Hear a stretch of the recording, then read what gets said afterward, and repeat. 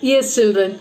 So, in the last class, we have discussed about what was planning and objectives of planning, that is, long term objectives as well as short term objectives, and failures of planning in India as well as the achievements of planning in India. So, now, as a second part of that chapter, we have to learn now the features, problems, and policies of agriculture. As you all know, agricultural sector is a very important sector as far as Indian economy is considered. You know, more than half of the population comes under agricultural sector, or more than half of the population gets livelihood from agricultural sector. So there are some importance of agricultural sector. So first we have to look through what are the importance of agricultural sector in the Indian economy. First one is contribution to the GDP. As you all know, more than half of the people works under this sector. So the GDP, the contribution to the GDP is more from this sector. So agricultural sector contributes more to the GDP, and you can see here GDP during the period of planning, that is 1951 to 2017, the contribution of agricultural sector to the GDP is ranging between 51 to 17.4 percentage for this different years. Okay, and it is showing a decline scenario in as in 51 percentage in 51 to 14.4 percentage in 18-19. 2018-19 fell to 14.4 percentage. So this is the now we have a what you can say, a changing scenario of industrial sector and service sector to gain its importance. Now actually gradually the agricultural sector is losing its importance in the Indian economy. But still we don't have you cannot get the Indian economy without the dominance of agricultural sector. So next is supply of wage goods. Supply of wage goods, that means wage goods means are what you can say, the day-to-day life seeds which we use, that is what you can say, wheat, pulses, rice, bajra, maize, oil seeds, all such things. So that all comes under the wage goods. So supply of wage goods are more given under the agricultural sector. So agricultural sector provides goods for more than 121 crore people in India now. And it is the major source of employment. So more than 85% of people gets their livelihood from agricultural sector. So it is the major source of employment too. Then supply of raw material. Actually agricultural sector is the raw material provider to the industrial sector as well as tertiary sector. So with the raw materials given by the agricultural sector, industrial sector works. So that means supply of raw materials, that is for textile industry, seeds for oil industry, sugarcane for sugar mills, like that. You have India is famous for so much items. So all such raw materials go from our agricultural sector. Then comes source of demand for the industrial goods. So demand for the industrial goods, particularly the capital goods, and tractors and harvester machine are what you can say, the irrigation methods, harvesting methods, all now is gradually we are replacing with the machinery, or you can say capital goods. So it is creating a demand for the industrial sector also. Then contribution to the international trade. We export more of tea, rice, all such things. That is our total exports of the country stood at 11.76% in 2018-19. India exports tea, jute, cashew nut, tobacco, coffee and spices. So these are most important crops of us. Exports are sources of foreign exchange. So actually India imports more of crude oil. Okay. Next is contribution to the domestic trade. Contribution to the domestic trade means we exchange goods and services within the country, within the geographical boundary of the country. So it also helps us see if we are importing rice from Punjab, and Punjab is importing tea from us. So Kerala is famous for tea production and spices production. So we export whatever we are specialized for, and whatever we can't produce, we actually exchange from other states. That is contribution to the domestic trade. Then support to the transport industry. Actually, these raw materials are transported in the it has to be transported from one place to another. So that also creates a support to the transport industry. In bulk, they in bulk they actually transport these raw materials. Then wealth of nation. So agricultural sector on the whole, it is contributing to the wealth of nation. So agriculture in India is of a central significance both in terms of production as well as for the in terms of demand for non-farm products also. And in the recent years, the contribution from agricultural sector to the GDP has been very negatively impacted. So that means they couldn't perform as much as actually they have to perform. So that means it is a gradual increase in the productivity of the agricultural sector. Next comes the features of Indian agriculture. What are the features, or what are the key features of Indian agriculture? First one is low productivity. It always showed a low productivity because our a method of production, or what the techniques of production we actually take or we adopt is very traditional technology. Now only we started to use modern technologies. Still we are not using that modern technologies. Still we rely upon the traditional measures. So that has also resulted in the low productivity of the agriculture sector. Then disguised unemployment. That is more than what is needed, more than what people is needed actually is working in the agricultural sector. So disguised unemployment means it is a situation where in a particular area more than what people is needed is working under that area. So maybe only 20 people are needed at a time to work in the agricultural sector, but there are 40 people. So that is disguised unemployment. Dependence on rainfall. Some crops actually they actually rely upon the rainfall. So if proper rainfall is not received, actually the cultivation of that crops will be a question mark. Then subsistence farming, that is using the traditional technology. Subsistence, that is it is not actually to earn profit. Agricultural practice is done not to earn profit but to fulfill the welfare of the people. So that means the agricultural sector fails to generate surplus. That has led to the stagnation in the agricultural sector. Then lack of modern inputs. As I told you, agricultural sector still uses the traditional technology or the subsistence technology. Then small holdings. That means here in the case of India, the farmers holds small number of lands. That is maybe 5 cents, 6 cents. That is upon the capacity of the farmer. Maybe he is not actually worth to have a 1 hectare land or 1 acre land. He must be only having 2 cents or 3 cents. So in that he has to perform his agricultural activity. Then mechanization of farming, that is usage of modern techniques of the farming has actually caused difficulty to the farmers. Then marginal farming continues, that is subsistence farming. Then landlord tenant conflict, that is still you have a practice of landlord. That is landlord buys the land in bulk and gives to the farmers. So still there are practices of zamindars in the northern parts of India. Then primitive technology, that is again the time of you can say it is very poor technology we use. That is still we use for bulls instead of tractors. Then it is very low quality seeds, pesticides, fertilizers, all such things are very primitive technology. So these are the these are the features of planning, features of agricultural sector in India. So now we have to move on to the problems of agricultural sector. That is in the next video. Thank you.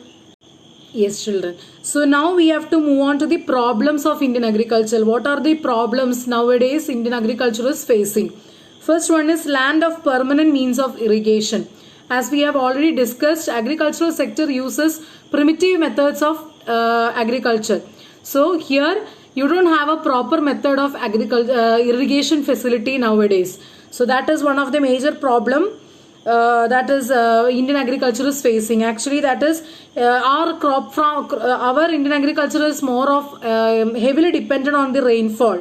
So permanent means of irrigation are extremely deficient. So that means that itself shows a what you can say a drawback of our Indian agriculture. Then deficiency of finance. That means Indian farmers are not that rich to have a very well versed type of farming. So they don't have enough finance to move forward with the agricultural practice. So you have a lot of money lenders and all, but nowadays in rural areas, most of like you can I don't know whether you are familiar or not. That is regional rural banks or NABARD. NABARD is actually the apex institution to what you can say give money to the rural areas. So NABARD, that is a bank, and regional rural banks, all such banks have come up now to finance the Indian farmers, especially Indian farmers in their interest. See, actually taking loans from these money lenders, they actually possess very high rate of interest. So the farmers cannot pay it back, and what they do is actually in 90s and all 1990s, in that time Indian agriculture was facing a very turning point period. That is, we were facing agrarian crisis. That means agrarian crisis means the mass of farmers suicided because they fell into debt trap. Debt trap means they took money from financial assistance from these money lenders, and these money lenders charged from them very high rate of interest. So they couldn't pay it back. So likewise, this debt got trapped again and again. So they itself fell into the debt trap. So it was like a situation where to come up from this debt trap, they had to suicide themselves. So that was a situation. That was a very alarming situation we faced in context of Indian agriculture. So then conventional outlook. Again, still we follow the traditional methods of practice. Then small and scattered holdings. We have again discussed that farmers have very small holdings of the land. That itself is actually a negative impact of agricultural sector. Then exploitative agrarian relationships. That is landlords. These landlords actually exploit the farmers. Actually, they give their land to farmers to do agricultural practice. And after they do these agricultural practice, they have to surrender these crops or their agricultural produces to these landlords. That is more than half of these produces to their landlords. So actually they get very less prices from these landlords. So that is actually the loss for them. Okay, so that is actually a problem of small and exploitative agrarian relationships. Then lack of organized marketing system. See, whatever these farmers make or farmers produce, they don't have a proper marketing system. If like we are having a business, means we have proper marketing strategy to market our products.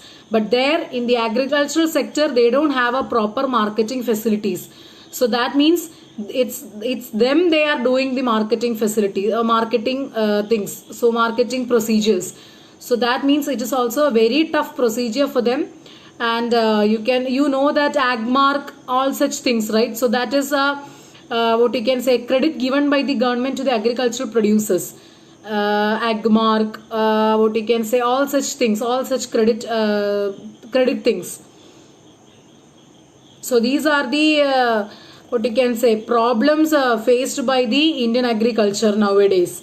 And you have to look through the agrarian reforms or reforms in the Indian agriculture. What are the new methods followed in the Indian agriculture? In that, you can put a 3 flow chart. That is, first one is technical reforms, institutional reforms, and general reforms. So we have to particularly in detail look what are the changes came into the agricultural sector during these years. So technical reforms can be use of HYV seeds, use of chemical fertilizers, use of insecticides, scientific farm management practices, mechanized means of cultivation.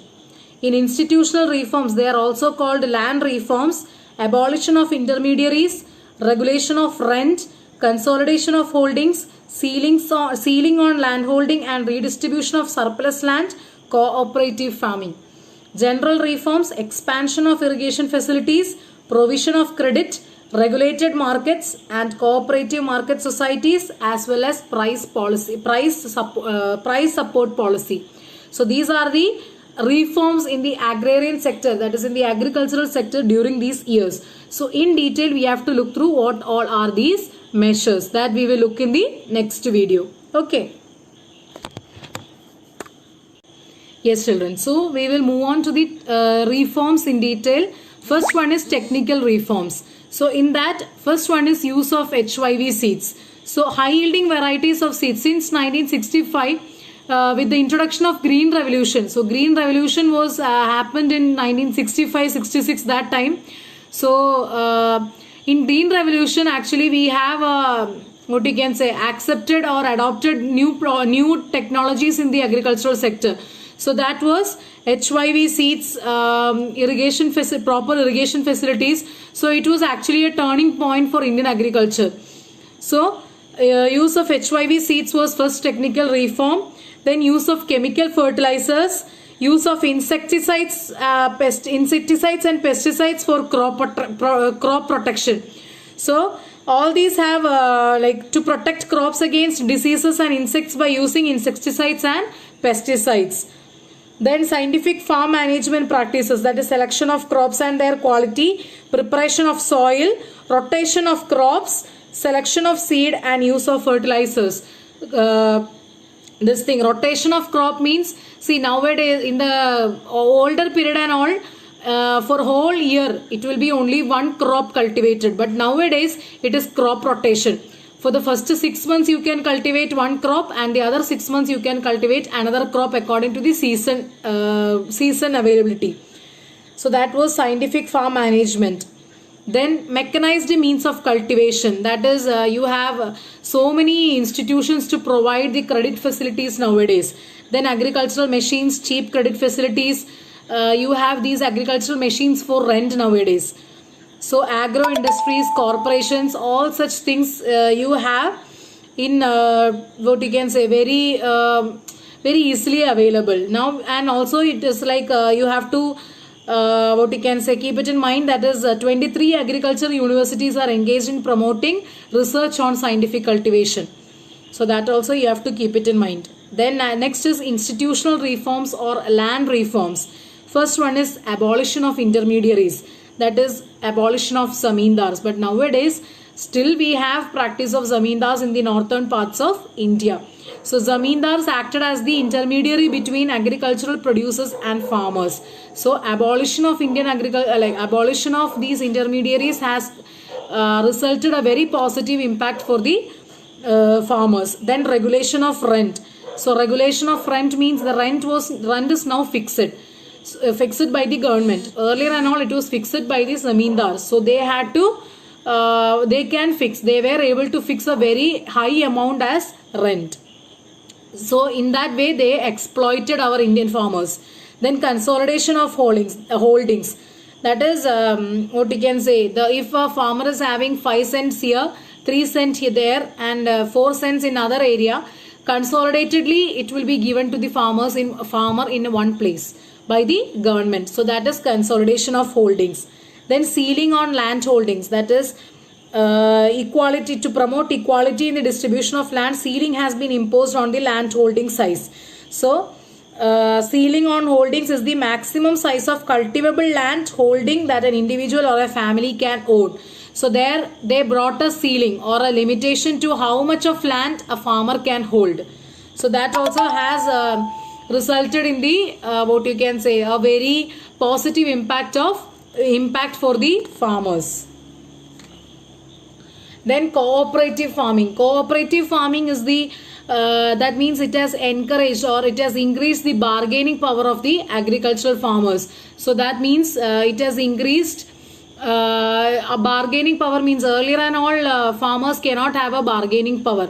That is, it is the zamindars who decide the prices of their producers. But nowadays they have more of bargaining power to have for their crops, agricultural crops. So they can actually fix the price for selling their products. Then comes the general reforms. General reforms, expansion of irrigation facilities. In earlier time, we don't had a proper irrigation facility, but nowadays our irrigation facility is coming up or expanded. Then provision of credit. As I already told you, nowadays you have so much of financial help to the farmers. At a low rate of interest, you can have very marginal amount as loans. So that is primary agricultural credit societies, cooperative agriculture and rural development banks, commercial banks itself, NABARD. So in 647 primary agricultural credit societies are there, and also 768 primary cooperative agricultural and rural development banks are there. And in 92, NABARD was established to institutionalize credit facilities to the farmers at the national level. Then regulated market and cooperative marketing societies. Cooperative, that is regulated market means remunerated, that is farmer, like government fixing the least price, that is the minimum price for these producers. So when the price is fixed, it should not go beyond below that level. So that is to acquire the farmers a minimum amount of profit for them. And cooperative marketing societies, they are established to enhance bargaining power of the farmers in the markets. So these societies ensure that farmers' produce is graded and sold only in the remunerative price available.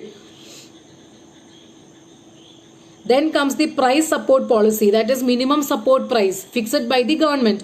Suppose rice 1 kg government is fixing as 40 rupees. That means it should not go below 40 rupees when the farmer is fixing the price. And the government is committed to buy the surplus produce of the farmer at the minimum support price, and when the market price is lower than that. Okay, so the government will buy the surplus amount of goods from the surplus produce of the farmers at the minimum support price. So that produce which the government is buying is actually distributed through the public distribution system to the people, that is through ration shops and all. Then comes the achievements of agrarian reforms, that is the Green Revolution. That is, we have to look in the achievements of the Green Revolution or the advantages of Green Revolution, that we will look in the next video. Okay. So that was a mistake happened in the video. Actually, suddenly it got stopped. So for all these reasons, we actually need the second Green Revolution. So this is about the India's agricultural policies and programs. Now we will have to look on to the industrial sector of India in the time period 1950-1991. What were the strategies adopted, policies adopted, all such things. That will look in the next class. Okay, so with this we are actually winding up today. So I want you to take notes as I tell you every day. So that is all for today. Thank you. Have a good day. Yes, children. So now we have to move on to the achievements of agrarian reforms. That is, the achievement has so substantial that came to be known as the Green Revolution. So that is the achievements and the failures of Green Revolution we have to look. So Green Revolution, that is, green refers to crops and revolution refers to spurt. That is, together you can mix it as spurt in crop production. That is a turning point in the crop production. That is, it happened in India during 1967-68, and food grain production increased nearly 25% after implementing Green Revolution. So after Green Revolution, you could say that India became self-sufficient in the production of food grains. Green Revolution in India marked by two distinct phases, that is mid-60s to mid-70s and mid-70s to mid-80s. And in mid-60s to 70s, actually Green Revolution was restricted largely in the wheat and rice production of the country, which included the states of Punjab, Andhra Pradesh and Tamil Nadu. And mid 70s to 80s, that is across this phase, Green Revolution is characterized by these much of characteristics. Spurt in crop productivity, that is in 2018-19, it was actually 1114 kg per hectare in 2019 compared to 704 kg per hectare in 1951. So there was a rapid change in the agricultural production. Then substantial rise in the acreage, that is area under cultivation. So these HYV technology has significantly reduces the time lag between sowing and harvesting.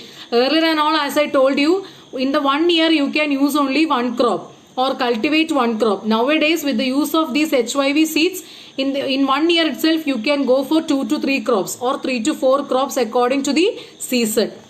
Then shift from subsistence farming to commercial farming. Then comes change in farmers' outlook. That is, commercialization of agriculture has caused a change in outlook of the farmers. So that is, it has considered a commercial venture as well. Earlier we were using or we were doing agricultural practices for the self-sufficiency. But now the commercialization of agriculture means it is a replacement of food crops with the cash crops. So it actually changed the outlook of the farmers. Then self-sufficiency in the food grain production, that is, our crop production has increased tremendously. So these are the advantages of what you can say, the Green Revolution. Now you have to witness the what you can say, one more point in addition to the advantages is, see, it has increased the productivity. That is, in case of wheat, per hectare productivity in India was 3.4 tons, which is now 6.5 tons, which is again 6.5 tons of China and 9 tons of UK in 2018. And now you have to go through the failures of Green Revolution. That is only limited crops. Green Revolution was able to achieve only, was applicable only for wheat and rice. Then uneven spread, that is, in states like Punjab, Haryana, Maharashtra, Tamil Nadu, it make the remarkable impact. But in Odisha, Madhya Pradesh and all, it is relatively insignificant. Then limited farming population. And bulk of farming population in India consists of small and marginal farmings. And because of these expensive inputs, our farmers could not perform well in the Green Revolution. Then economic divide, that is, poverty is widespread and indebtedness is extremely high. So the Green Revolution has also played a part to make rich richer and poor poorer. So that is now we have a question that does India need another Green Revolution? So S is an obvious answer. That is actually second Green Revolution is also on its way. So following observation would prove that these are the reasons why you need more second Green Revolution. That is, our productivity standards are extremely low. Our food grain stocks are the point of uncertainty. Most farmers in India continue to face uncertainties of weather. Farmers continue to be exposed to uncertainties in the market, and loan waivers are becoming a recurring feature. Okay, so of all these reasons, we need